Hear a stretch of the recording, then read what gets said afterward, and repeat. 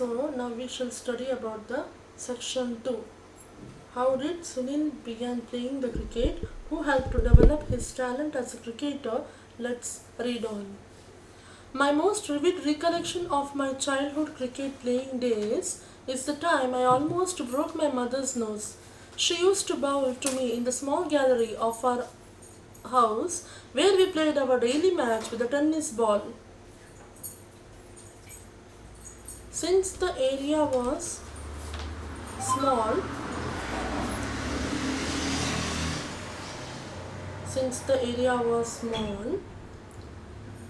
she would kneel to bowl or rather lob the ball to me. I hit one straight back and caught her bang on the nose, which started bleeding.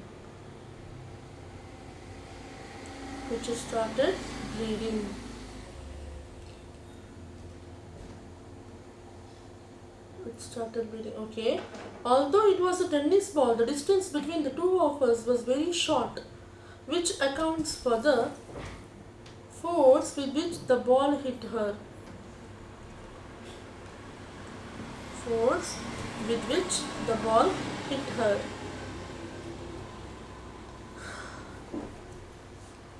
I was frightened, but she shrugged it off, washed her face, and as the bleeding stopped, we continued the game. But for the rest of the day, it was only forward defense for me. I restrained myself and played to attacking shot. It means he says about his childhood memories. Sunil Gavaskar explains how he had hit his mother's nose, and mother's nose started bleeding, and how she encouraged him by shrugging it off, and also this made him to control playing the long shots on that day. So he was just restraining back the shots. In the sense, his mother encouraged him to play the cricket, and rest of the other things she just ignored them. The bleeding nose also she ignored just by washing the face, and the bleeding was stopped there, and again rest of the day again they continued to play the cricket there. The next para, we will see in the next para, in the third page, next para.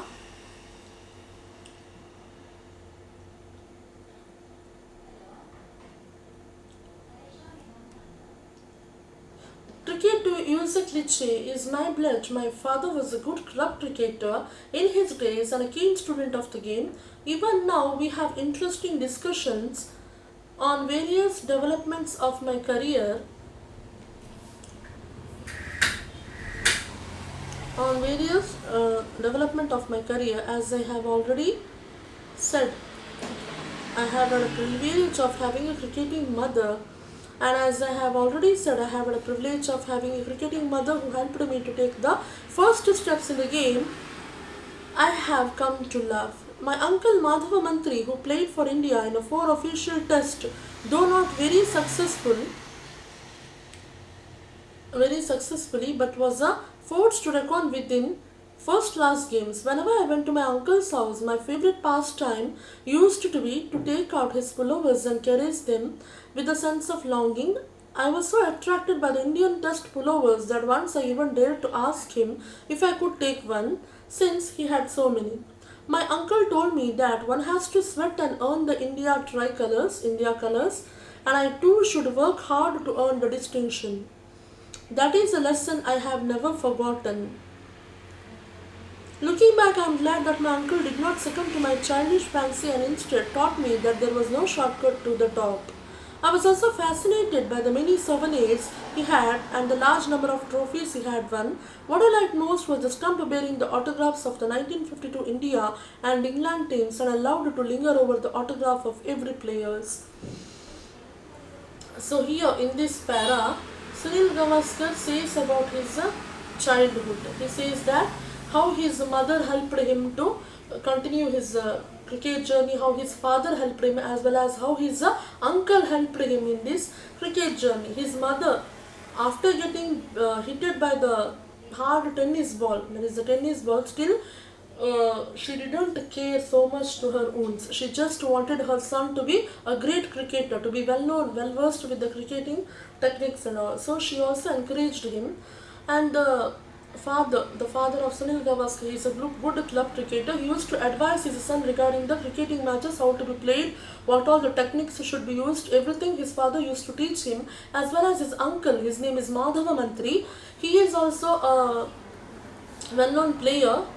He also played 4 Indian Test matches. He had many pullovers with him, Test pullovers, and this Sunil Gavaskar wanted some Test pullovers. So he went to his uncle and he started to asking that whether he can give him his Test pullovers. At that time, his uncle said that his uncle Madhava Mantri said that the pullovers should be attained by hard work and the devotion and hard work. So there is no shortcut to success. We have to work hard to get the success. At that time only we can achieve the goal. So his teaching made Sunil Gavaskar to improve in his life, and also he wanted to be a good cricketman, good sportsmanship he had.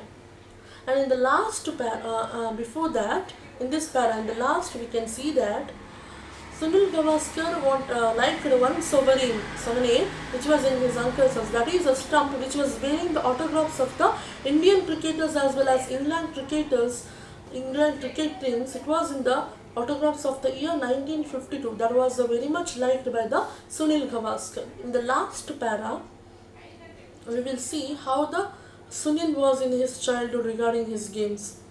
Right from the beginning, I wanted to become a batsman and I hated losing my wicket. This became such an obsession with me that if the rest of the boys ever got me out, I would fight and eventually walk home with the bat and the ball. This would bring the game to an abrupt end since nobody else had a ball or a bat.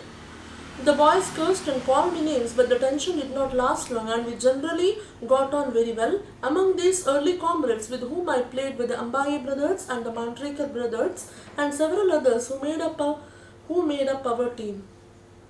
Whenever I batted, they would decide beforehand that they would appeal at a particular ball, and whether I was out or not, I had to go by the majority verdict. We often played matches against teams made up of boys living in a neighboring building, and there was a tremendous interest in the trophies as we called them. These trophies were small white metal cups for which we all contributed and brought for as little rupees 1 rupee and 50 paise.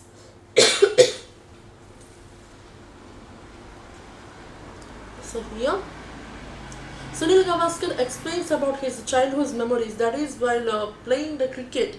If the Sunil Gavaskar did not like losing, so whenever he was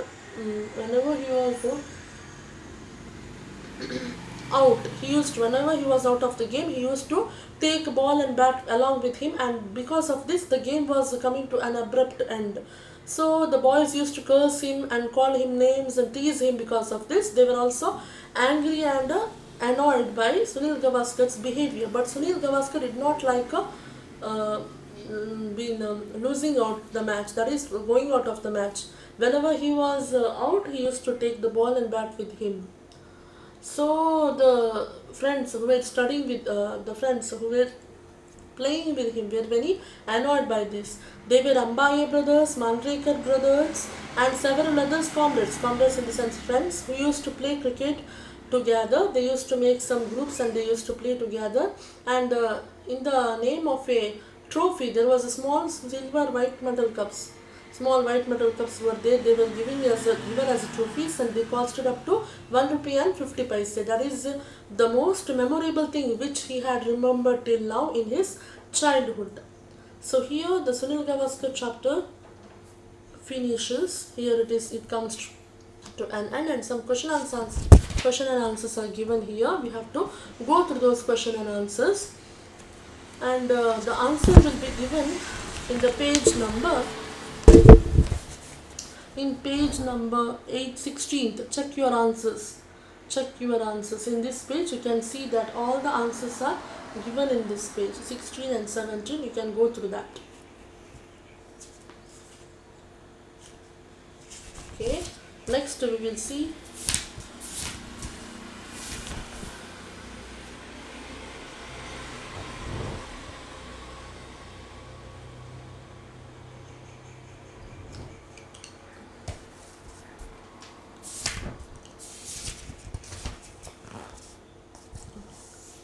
So overall questions are also there that we have to go for. In this next one is fill up the blanks in the following paragraph is there. We have to fill them up. See here. In text questions 1.4, in that fill up the blanks are there. See there, every evening Dash used to sit in the veranda with her sewing machine. The answer is grandma, grandmother. You have to write grandmother here in this part, grandmother. Next, she stitched clothes for her grandson Ali. After finishing her work, she should feed the sparrows with the dash. It is breadcrumbs. Answer is breadcrumbs. Breadcrumbs. The sparrows could come and perch themselves on the dash. Soon all the crumbs were eaten up. Grandmother, who was dash, could not see the sparrows clearly, but she knew each sparrow who came and sat in her veranda every day. So first to fill up the blanks answer is grandmother. You can see, isn't it? Grandmother. First to fill up the blanks answer is grandmother. Next to fill up the blanks answer, sparrow with the dash, with the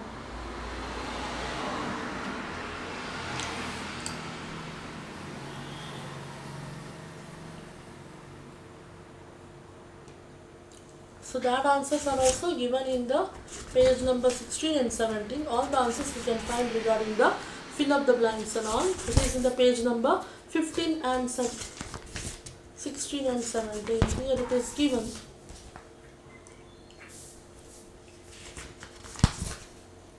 See, in this they have given everything is the grandmother, 3-year-old, breadcrumbs, short-sighted. So 4 answers are there. This is the answer of that fill up the blanks. And again all the things are explained here. Next we will move to the second chapter, second poem, that is leisure. Do you know what leisure means? It means the free time which you can spend on an activity of your choice. What do you do in your leisure hours? Do you read a book, play a game, or see a movie, or go for a walk, or listen to music, watch TV, visit a friend, admire the beauty of nature? Now let us read the poem. To begin with, read the poem aloud to enjoy its rhythm. Then read it silently and slowly and try to answer the following questions. What is this life is full of care, we have no time to stand and say. Here the poet says that we have become much busy in our life that we don't have any time to stand and stare. It means we don't have any leisure time to stand and see the beauty of the nature. We don't have time. We are very busy with our hectic job schedules, work schedules. He says like that. No time to stand beneath the boughs and stare as long as a sheep or cows.